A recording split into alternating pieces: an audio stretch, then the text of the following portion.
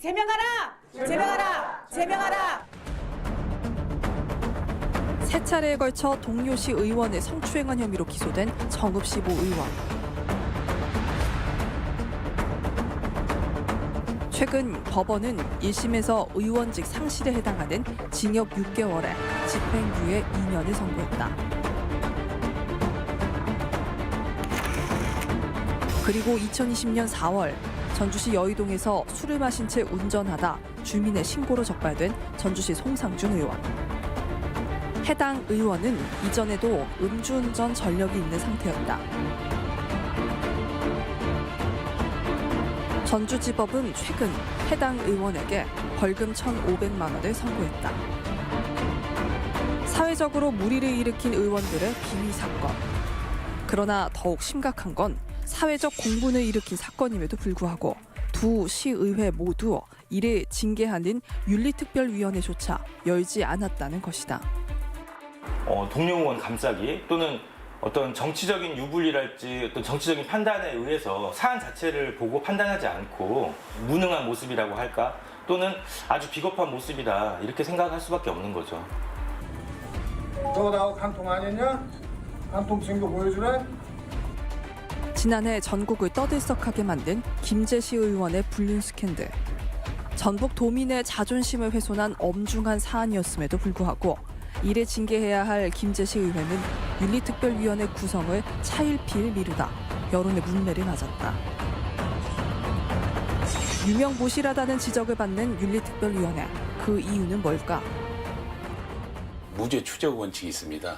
그래서 현재 수사 중인 사항을 단정을 짓고 이렇게 징계위원회에 회부하는 것은 좀 무리가 있다고 보고 아마 그런 부분이 하나 있을 것이고 또 하나는 윤리특위 구성이 현재 그 우리 지방자치법을 보면 재량으로 되어 있습니다. 그래서 둘 수 있다로 되어 있어서 그 상설 설치를 않고 있기 때문에 아마 그런 영향이 있지 않나 이렇게 생각이 됩니다.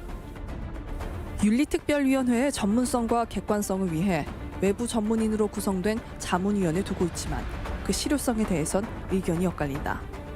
보다 강력한 장치가 필요하다는 의견이 제기되는 것도 이런 까닭이다. 또 그 보완책으로 지금 윤리 자문위원회를 구성해서 자문을 받아서 그 의사를 최대한 존중해서 운영하고 있기 때문에 큰 문제가 없다고 보는데 자문위원회가 가지고 있는 그런 권한이랄까 위상이 거의 미미했어요. 거의 의미가 없었다고 할 수 있는 건데 지금 우리 지역 내에도 각 시군 의회 또는 도의회가 징계 기준들이 제대로 마련되어 있지 않거든요. 그러니까 징계 기준 같은 것들을 미리 만들어서 명확하게 해주는 것, 그리고 자동적으로 윤리특위에 회부가 되고 자동적으로 심사를 해야만 한다라는 것들이 분명하게 드러날 수 있도록 그런 방식으로 조례나 또는 그런 규칙들을 정비하는 것이 필요하다고 생각합니다. 네, 오늘 함께할 양성빈 소장님, 김영원 변호사님 두 분 나오셨습니다. 안녕하세요. 반갑습니다. 네, 안녕하세요. 네. 자, 영상에서도 저희가 봤는데요. 작년 유독 도내 시의원들의 비위가 참 많았습니다. 목소연 아나운서는 아까 그 영상을 보면서 고개를 절레절레 흔드는 모습을 좀 봤어요. 아, 너무 창피해요. 너무 창피해요. 막. 제가 막 손이 오그라드는데, 그러니까 뭐냐면, 뭐 아마 많은 분들이 이런 뉴스를 접하면서 이런 생각 하셨을 거예요. 아니, 어떻게 저런 사람이 시의원을 하지? 저 정도면 내가 하는 게 낫겠다. 이런 생각이 사실 들면 안 되는 거잖아요. 네. 그래서 너무 부끄럽고 몇몇 분들에 의해서 열심히 큰 뜻을 갖고 잘하는 분들의 이미지마저 다 싸그리 뭉개져 그렇죠. 버리니까 그게 네. 너무 안타깝습니다. 네. 그 최근 이슈를 보자면요. 작년에 음주운전을 해서 무리를 빚었던 이 전주시 시의원이 최근 1,500만 원의 벌금형을 받았습니다. 근데 윤리특위는 열리지도 않았어요. 더구나 성추행 혐의로 최근 징역 6개월 구형을 받은 정읍시 의원도 있습니다. 정읍시 의회도 윤리특위를 구성조차 하지 않다가 다음 달 2일에 이제 겨우 윤리특위를 소집한다고 합니다. 어떻게 이런 일이 있는지 참 이해가 가지가 않는데요. 우리 양성민 소장님께서는 도의원 시절에 윤리특별위원장을 역임하셨잖아요. 네, 맞습니다. 이런 일이 가능한 겁니까? 지방자치법, 지금 현재 지방자치법 그 57조를 보면 윤리특별위원회를 둘 수 있다. 아까 그 영상에서도 보셨지만 예. 임의 규정으로 하고 있습니다. 그래서 비상설화하고 예. 그다음에 임의 규정으로 두고 있다 보니까 이런 문제가 이제 발생을 한 겁니다. 네네. 근데 이게 다행히도 2022년에 이제 시행될 지방자치법에는 그렇군요. 이제 개정이 됐기 때문에 예. 이걸 지금 윤리특별위원회를 둔다라고 강행 규정화했기 때문에 이제는 이제 윤리특별위원회를 둘 수밖에 없고 그리고 또 아까 자문위원회를 또 두도록 되어 있어요. 네, 그래서 이게 조금 바뀐 거고요. 또 하나 문제점은 사법적 판단을 요하는 그런 사건들이 상당히 많이 있습니다. 그런 그렇군요. 예. 것들이 이렇게 의안으로 올라오기 때문에 안건으로 올라오기 때문에 1심에서 기소가 되거나 했다고 하더라도 네. 또 법원에서 판단이 무죄가 나는 경우도 있고 네네. 여러 번 번복이 되기 때문에 이게 사법적 판단을 요구하는 경우 쉽지 않다라는 거예요. 그래서 이걸 지연시키거나 그런 경우들이 저는 많다고 그렇게 생각을 합니다. 네.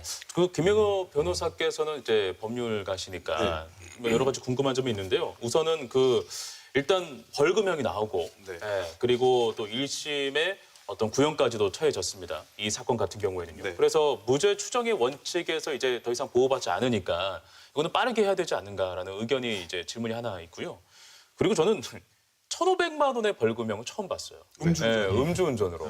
이거는 뭐 어느 정도의 수치인지도 한번 좀 말씀해 주시면 감사하겠습니다. 그 사실 저도 변호사 생활을 만으로 11년을 했는데요. 예. 음주운전으로 벌금 1,000만 원 이상 받은 사람을 본 적은 없습니다. 물론 저만 못 받는지는 모르겠지만은 사실 쉽게 접할 수 없는 금액이고요. 아마 그 방송 아까 영상에서 나왔지만은 음주운전 전력이 있다라고 했는데 아마 한 번은 아닐 겁니다. 수차례 있을 거라고 보여지고요. 가중된 거군요. 네, 가중됐기 때문에 좀 이런 결과가 나왔는데 사실은 일반인 같았으면은 아마 저게 징역형을 선고하거나 또는 징역형이 집행유예가 선고됐을 사건 같거든요. 예. 아마 특별히 좀 뭔가 있지 않을까라는 의심이 들기도 합니다. 그리고 사실 그래요. 양 소장님께서는 좀 전에 그 사법적인 거와 맞물려 있기 때문에 좀 이게 쉽지 않다, 징계하는 게 쉽지 않다라고 돼 있는데 제가 첫 번째 말씀드리고 싶은 거는 뭐냐면은 지방자치법을 보면은 윤리특별위원회에다가 징계를 요구할 수 있는 권한이 누구한테 있는 줄 아세요? 의원들에게 있습니다. 같은 당 의원들이 아마 대부분일 거죠. 전라북도 그렇죠. 같은 경우는 민주당 소속이 아마 90% 이상일 걸로 예상이 되는데요. 쉽지 않은 부분이 있기 때문에 징계 요구 자체가 없으면 의원들이 징계 요구를 하지 않으면 윤리특별위원회에 회부가 되지는 않습니다. 이런 문제점이 하나 있고요. 두 번째로 사법심사와 맞물리더라도 예를 들어 성추행이라고 한번 제가 아까 뭐 정읍시의원 성추행 사건이 있었는데요. 성추행 같은 경우는 사실은 이게 성추행이다라고 해서 징계가 되는 게 아니라 지방자치법 규정에 의해서 품위의지 의무 위반 뭐 이런 걸로 아마 징계가 될 겁니다. 다만 이게 성추행이니까 좀 더 확실하게 느껴지는 건데요. 사법심사는 사실은 어떻게 보면 별개라고도 볼 수 있습니다. 그리고 이 징계는 행정처분이거든요. 그렇죠. 저는 징계를 검사의 처분이 있을 때쯤 그때를 게시하는 게 맞지 않을까라는 생각을 좀 합니다. 네. 저는 지금 이제 김 변호사님 말씀에 뭐 또 동의하는 입장도 분명히 있어요. 하지만 이제 사법적 판단과 사법적 판단이 아닌 경우 그런 사법적 판단을 요하는 것과 요하지 않는 것을 조금 분리해서 좀 법을 개정을 하거나 그리고 아까 얘기한 것 중에 그 징계의 종류들이 사실은 나와 있습니다. 지방자치법에 징계의 종류가 있는데 그 종류가 지금 4가지로 나와 있어요. 근데 그 종류대로 하다 보면 제명을 하는 경우는 사실 쉽지 않습니다. 그리고 나머지 이 출석 정지 30일을 하거나 아니면 그 공개 회의에서 사과, 그다음에 공개 회의에서 이제 다른 조건들이 하나 있는데 너무 그 징계의 종류가 너무 차이가 커요. 그런 부분들도 좀 법적으로 징계를 다양화하거나 그런 논의들이 좀 필요하지 않을까 싶어요. 그렇군요. 예, 알겠습니다. 아니 근데 저는 한 가지 이해가 안 되는 부분이 말씀하신 것처럼 뭐 사법 판결이 필요한 부분이 있다고 하면 뭐 그 결과를 놓고 또 이야기를 해봐야 하니까 조금 지연될 수 있다고 쳐요. 그런데 예를 들어 성추행 같은 부분은 꼭 결과가 나오기 전에도 일단 당사자들 불러다가 사실관계를 확인할 수 있는 거고 그렇죠. 그다음에 가해자와 피해자가 있다면 서로 의견이 다르다면 뭔가 뭐 분리 조치를 한다든지 충분히 그 의회 내에서도 조치를 취할 수 있는 방법이 있을 텐데 그냥 아직 판결 나지 않았으니까 기다려야 해. 이건 사실이 아닐 수도 있으니까 기다려야 해. 이렇게 손만 놓고 있다는 것은 정말로 성추행을 당한 그 피해자 입장에서는 너무 가혹한 것 아니냐는 거죠. 2차 가해죠. 네, 그러니까 이게 좀 너무 답답하더라고요. 네, 실제로 적극적이지 못했던 게 사실인 것 같고 자기는 안 했다. 사실은 그렇게 얘기를 하니까 동료 의원들로서도 그 내용을 가지고 그러니까 뭐 가해자와 피해자의 얘기를 듣고 판단을 하기는 사실은 쉽지 않다. 저는 그런 판단이 좀 듭니다. 네. 외부의 전문가를 이렇게 투입시켜서 이렇게 윤리특별위원회 구성을 하면 객관성이 좀 담보되지 않을까 하는 이야기가 있어요. 여기에 대해서는 좀 어떻게 생각하십니까? 일단은 현행 법상으로는 사실은 네. 불가능합니다. 왜냐하면은 윤리특별위원회가 그 의회의 하부위원회로 돼 있거든요. 그냥 우리가 흔히 얘기해서 그냥 국회 상임위원회 또는 도의회 상임위원회처럼 생각을 하시면 됩니다. 이 위원들은 당연히 의원 자격을 가지고 있거든요. 그래서 현행법으로는 불가능하지만은 저는 그렇군요. 개인적으로는 윤리특별위원회를 의회와는 조금 독립된 기구로 좀 만들어야 되지 않을까라는 생각을 합니다. 네. 그래서 견제기구. 외부인 견제기구로 해야 된다라고 생각을 하고요. 물론 거기에는 의원도 포함되어야겠지만은 의원이 아닌 예. 외부인도 사실 일정 부분 집어넣어서 이 국민의 눈높이에 맞는 징계가 좀 가능하도록 또는 징계가 되지 않더라도 예를 들어서 이거를 납득할 수 있는 국민들이 예. 외부 위원이 설명하는 것과 의원들이 제 식구 감싸기라는 욕을 먹으면서 설명하는 것은 분명히 차이가 있거든요. 네네. 그래서 저는 개인적으로는 외부인이 참여할 수 있는 그 제도적인 개선이 좀 법적인 제도적인 개선이 좀 필요하지 않을까 생각을 합니다. 네, 알겠습니다. 법적인 측면에서 보면 이 외부 전문가들이 올 수가 없는 그런 구조이고요. 그렇군요. 예. 그래서 저희가 자문위원회라는 걸 구성을 해서 운영을 하고 있습니다. 그래서 우리 전라북도 의회도 지금 언론, 그다음에 이제 법조계, 네. 그다음에 학계 그런 데서 7분이 아마 구성이 돼 있는 걸로 그렇게 알고 있어요. 그래서 그분들 임기가 보장이 돼 있고 그분들의 자문을 얻어서 그리고 저도 결정을 했던 경험이 있습니다. 네, 알겠습니다. 문제는 그렇습니다. 이 자문위원회나 심의위원회, 무슨 위원회, 자문을 받는 기구가 대부분 다 형식적으로 이루어진다는 겁니다. 사실은 그냥 의견 전달할 것뿐이고요. 예. 또는 윤리특별위원회에서도 이런 자문을 거쳤다. 우리는 자문을 거쳤다라는 어떤 면피성 위원회라고 저는 보여지거든요.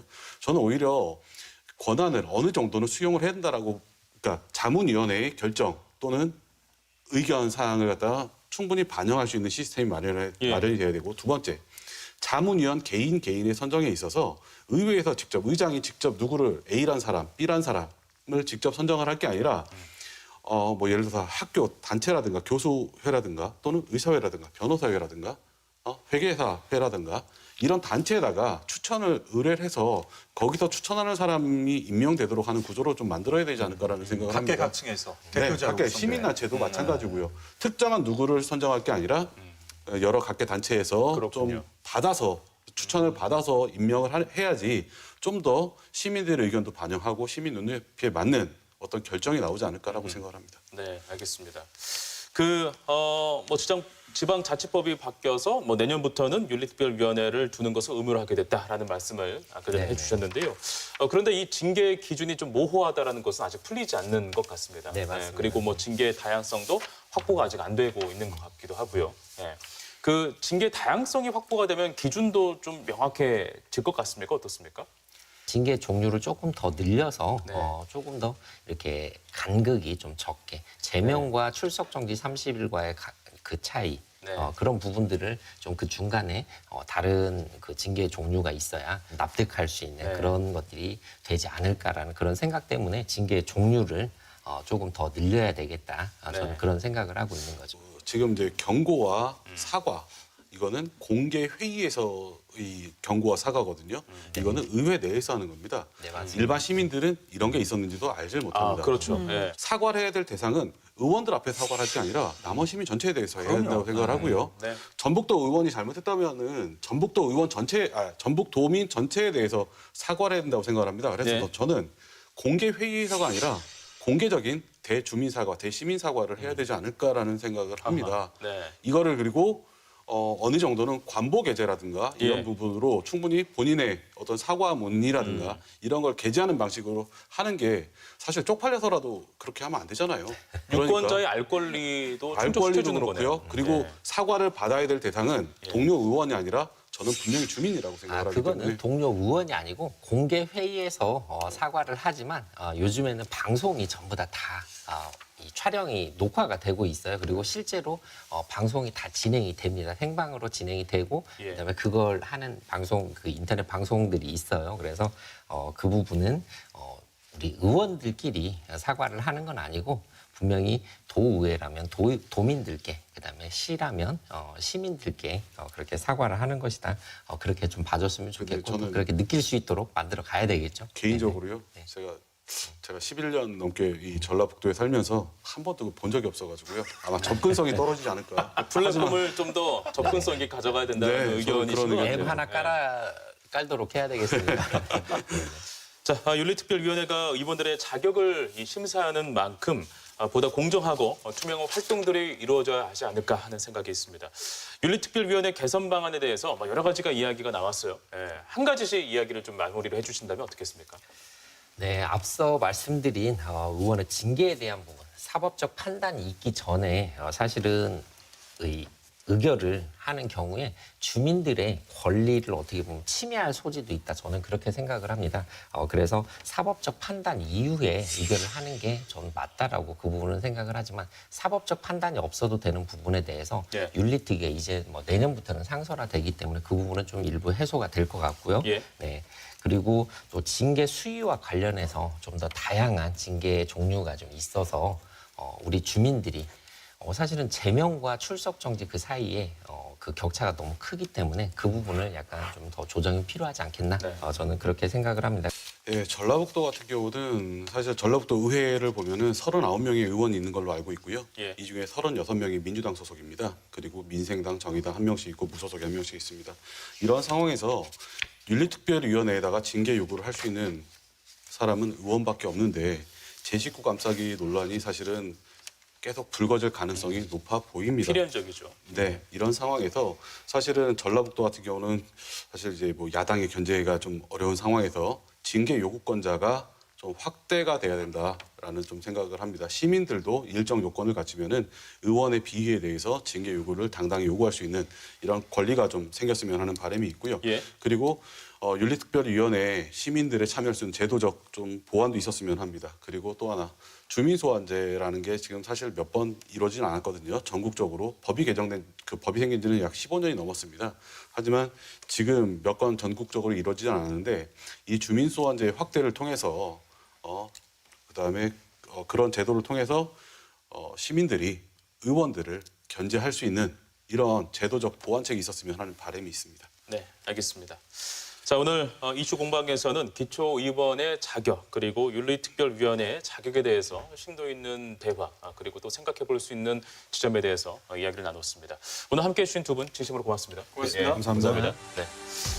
자, 탐사기획 일사천리는 앞으로도 더욱 넓고 더욱 깊게 날카로우면서도 이 따뜻함을 잃지 않는 시선으로 여러분과 함께하겠습니다. 함께해 주신 여러분 고맙습니다.